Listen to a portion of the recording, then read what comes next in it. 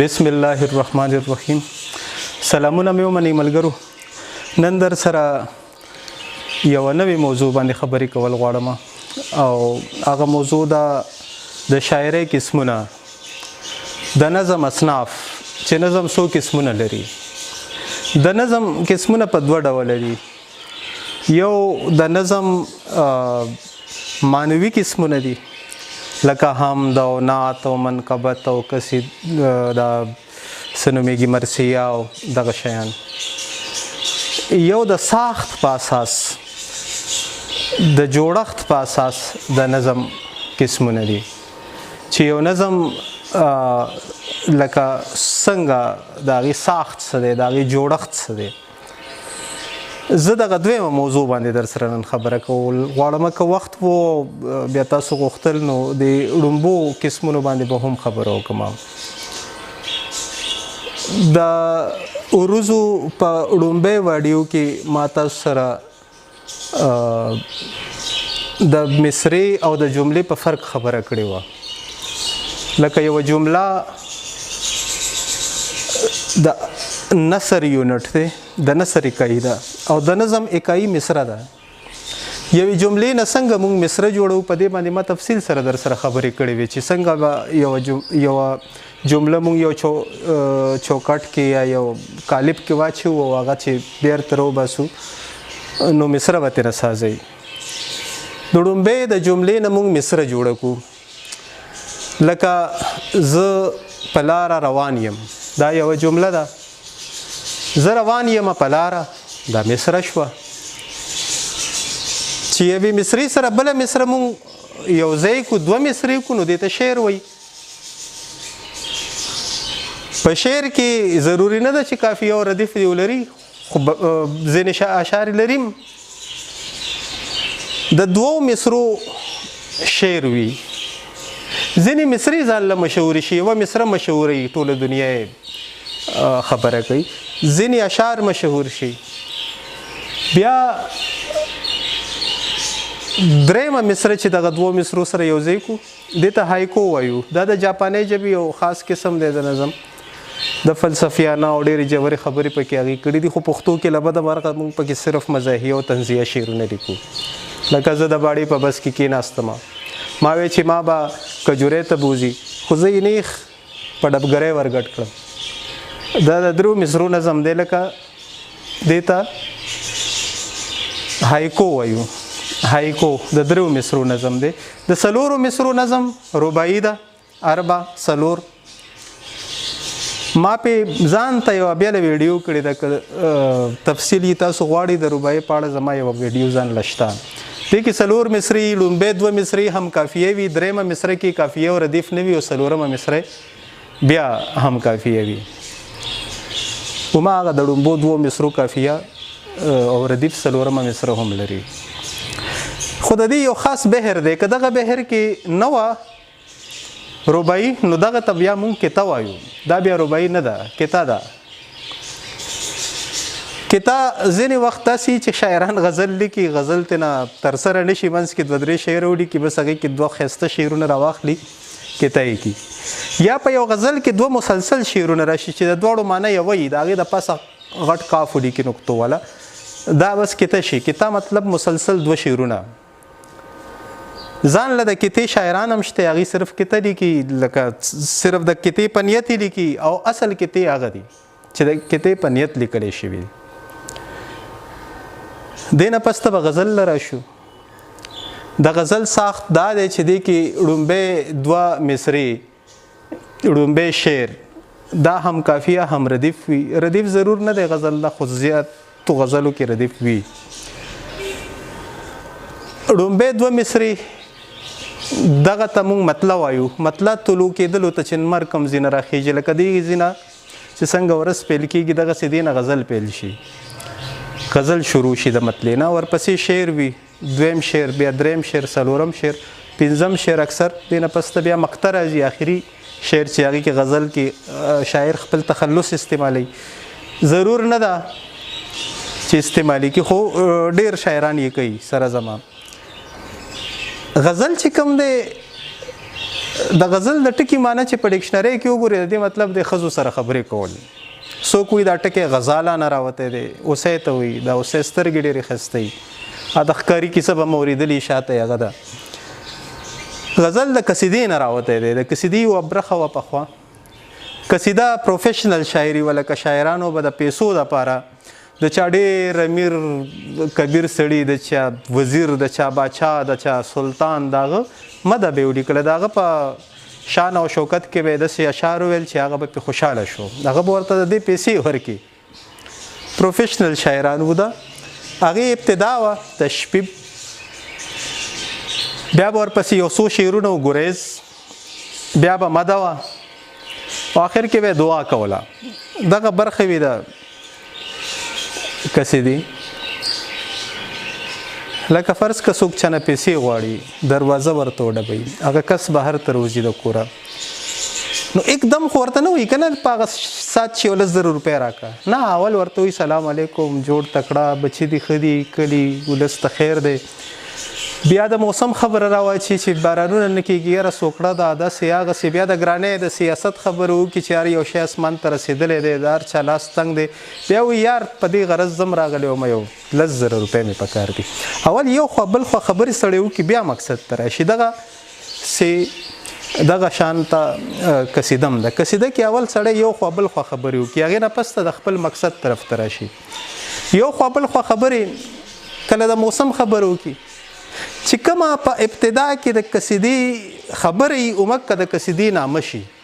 لکه که د موسم خبره چا وکړه، دا بهاریه قصیده ده. که په قصیده کې چا خبره د فلسفې نه ژورې یوې فلسفې نه شروع کړه، نو دغې ته فلسفیانه قصیده وایي. که نه خبره یې چېرته د صوفیه کرامو نه شروع کړه، د تصوف په اړه خبره شروع شوه، د صوفیانه قصیده ده. لکه چې څنګه ابتدا کې خبره شروع کی، هغه د لومبۍ حصه ده د قصیدې. بیا دویمه حصه ګریز ده. ګریز 3-4 شعرونه یي چې کومه خبره ته شروع کړې ده، 3-4-5 شعرونو کې خلک د هغه خبرې نه اصل مقصد طرف ته راشي. او اصل مقصد یې دغه درېیمه برخه ده، هغه د مده.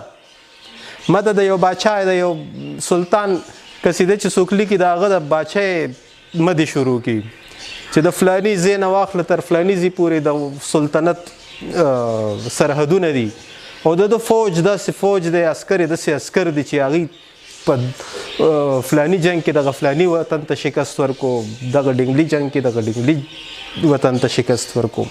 بیا د بادشاه د محل ښه ډېر تعریفونه وکړي، بیا د اس تعریفونه وکړي، دا بادشاه سره تړلي چې هر څه دي د هغې تعریفونه کېږي. دې کې یوه برخه راشي چې د بادشاه د حسن تعریف هم وکړي، د بادشاه د عشق کیسې هم وکړي چې دغه ملکۍ سره یې واده په کوم د هغې شاته څه کیسه ده. دغه د حسن او د عشق برخه چې کومه ده، دغې برخې ته دغه 8 شعرونه به چې وو، دې ته به یې غزل ویلو.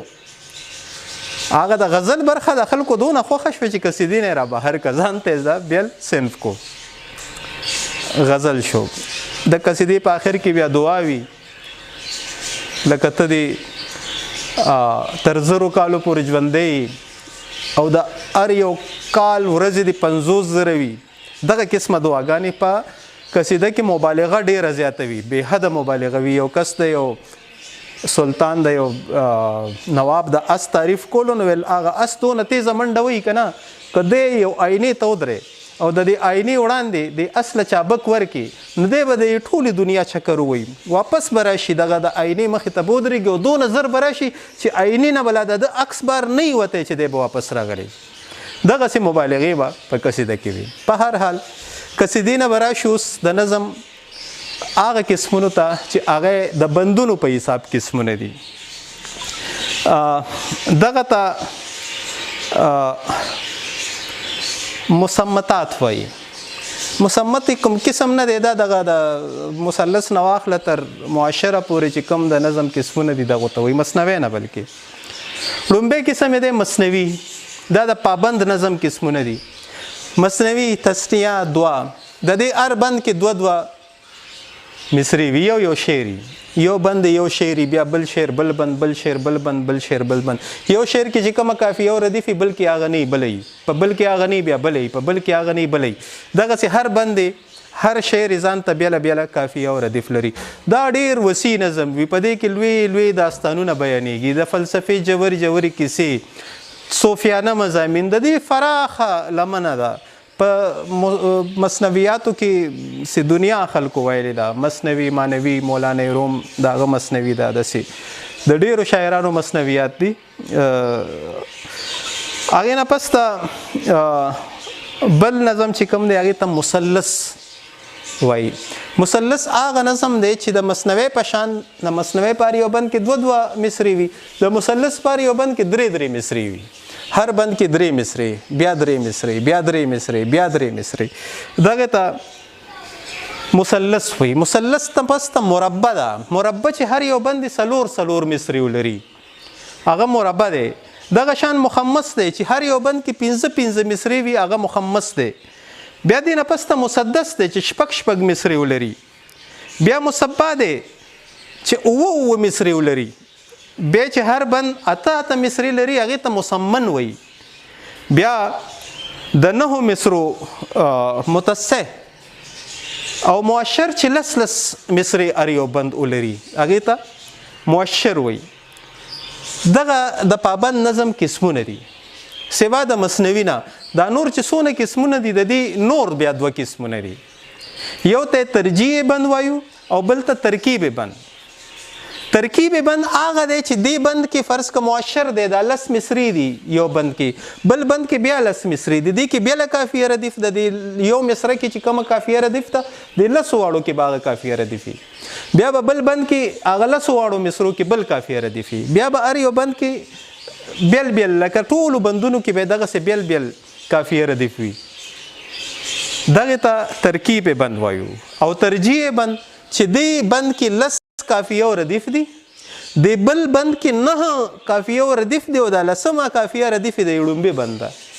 بیا دې نه پس ته بل بند کې بیا 9 کافیه ردیف خپلو کې سره هم کافیه دي، او 10مه مصره کې بیا د لومبي بند والا کافیه ردیف دي.